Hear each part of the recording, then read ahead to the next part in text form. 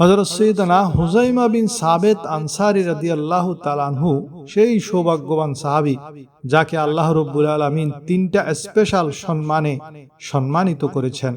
প্রথম সম্মান হলো, একদিন হুযাইমা রাদিয়াল্লাহু তাআলা আনহু হুজুর সাল্লাল্লাহু আলাইহি ওয়াসাল্লামের দরবারে এসে আরজ করল, ইয়া রাসূলুল্লাহ, আমি একটি স্বপ্ন দেখেছি। আমি নামাজ পড়ছি, আর নামাজের সিজদায় যখন যাচ্ছি আমি আপনার কপাল মোবারকে সিজদা করছি।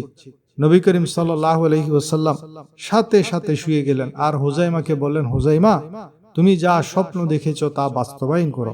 অতঃপর হযরত হুযাইমা রাদিয়াল্লাহু তাআলা আনহু হুজুর সাল্লাল্লাহু আলাইহি ওয়াসাল্লামের কপালে সিজদা করলেন এবং চুমু খেলেন। সুতরাং হুযাইমা রাদিয়াল্লাহু তাআলা আনহু সেই সাহাবী যিনি হুজুর পাক সাল্লাল্লাহু আলাইহি ওয়াসাল্লামের কপাল মোবারকে সিজদা করার সৌভাগ্য লাভ করেছিলেন। হযরত হুযাইমা রাদিয়াল্লাহু তাআলা আনহুর দ্বিতীয় নিয়ামত হলো, তার একজনের সাক্ষীকে দুইজনের সাক্ষীর সমান বলে প্রিয় নবীজি ঘোষণা করেছেন। যেখানে দুইজন সাক্ষীর প্রয়োজন, যেমন বিয়েতে দুইজন সাক্ষী লাগে, কিন্তু হযরত হুযাইমা রাদিয়াল্লাহু তাআলা আনহুর এমন বৈশিষ্ট্য ছিল, তিনি একজন সাক্ষী থাকলে যথেষ্ট। হযরত হুযাইমা রাদিয়াল্লাহুর তৃতীয় সম্মান হলো, যখন হযরত আবু বকর সিদ্দিক রাদিয়াল্লাহু তাআলা আনহু কোরআন সংকলনের সিদ্ধান্ত নিলেন, নিয়ম করলেন প্রত্যেক আয়াত বা নুসখার জন্য দুইজন সাহাবীর সাক্ষী লাগবে। এভাবে হযরত আবু বকর রাদিয়াল্লাহু অনেক মেহনতের পর পবিত্র কোরআনের সবগুলি আয়াত, সূরা দুইজন সাক্ষীর সাক্ষ্য সাপেক্ষে একত্রিত করা হলো। কিন্তু যখন সূরা তওবার 128 ও 129 নং আয়াতের কপি হযরত হুযাইমা রাদিয়াল্লাহু তাআলা আনহু নিয়ে আসলেন, হযরত হুযাইমার এই আয়াতের পক্ষে দ্বিতীয় আরেকজন সাক্ষী পাওয়া যাচ্ছিল না। তখন হযরত আবু বকর রাদিয়াল্লাহু তাআলা আনহু প্রিয় নবীর সেই বাণী বয়ান করে বলেন, আমি আল্লাহ রাসূল সাল্লাল্লাহু আলাইহি ওয়াসাল্লামকে বলতে শুনেছি, হযরত হুযাইমা রাদিয়াল্লাহু তাআলা আনহু যেখানে একা সাক্ষী দিবে, তার সেই সাক্ষী দুইজনের সাক্ষীর বরাবর হবে। সুবহানাল্লাহ। অতএব সূরা তওবার 128 ও 129 নং আয়াত, সেই দুইটি আয়াত যা একমাত্র হযরত হুযাইমা রাদিয়াল্লাহু তাআলা আনহুর একক সাক্ষীর ভিত্তিতে সূরা তওবাতে শামিল করা হয়েছে। এখন আমি আপনাদেরকে এই দুইটি আয়াতের একটি আমল বলবো, আপনারা জিন্দেগিতে এই আমল ছাড়বেন না। হযরত আবু বকর মুজাহিদ রহমতুল্লাহ আলাইহি অনেক বড় ওলি আল্লাহ এবং মুহাদ্দিস ছিলেন। তিনি হযরত জুনাইদ বাগদাদী এবং শিবলি রহমতুল্লাহ আলাইহির যুগের ওলি ছিলেন, মুহাদ্দিস ছিলেন। হযরত শিবলি রহমতুল্লাহ আলাইহি হলেন হযরত জুনাইদ বাগদাদীর মুরিদ। একদিন হযরত শিবলি রহমতুল্লাহ আলাইহি হযরত আবু বকর মুজাহিদ রহমতুল্লাহ আলাইহির মসজিদে গেলেন।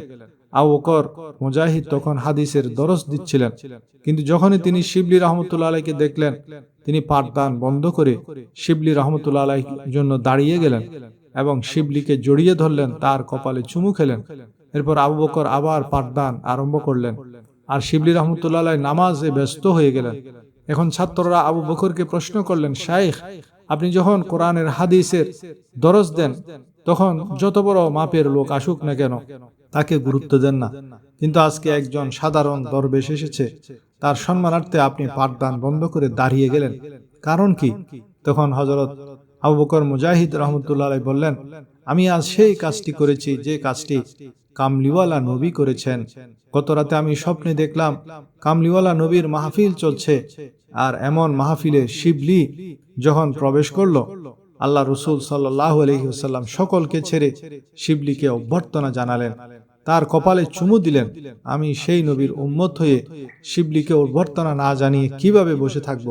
আমি আল্লাহ রাসূল সাল্লাল্লাহু আলাইহি ওয়াসাল্লামকে সওয়াল করলাম, ইয়া রাসূলুল্লাহ, শিবলির প্রতি আপনি এত বড় ইহসান কেন করলেন?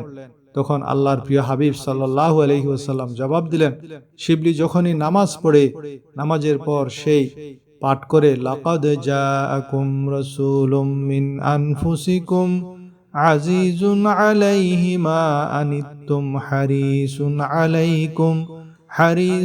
আলাইকুম বিল মুমিনিনা রাউফুর রহিম ফাইন তাওয়াল্লাউ ফাকুল হাসবিয়াল্লাহু লা ইলাহা ইল্লাহু আলাইহি তাওয়াক্কালতু ওয়া হুয়া রাব্বুল আরশিল আযীম। এরপর সেই তিনবার পাঠ করে সাল্লাল্লাহু আলাইকা ইয়া মুহাম্মদ, সাল্লাল্লাহু আলাইকা ইয়া মুহাম্মদ, সাল্লাল্লাহু আলাইকা ইয়া মুহাম্মদ।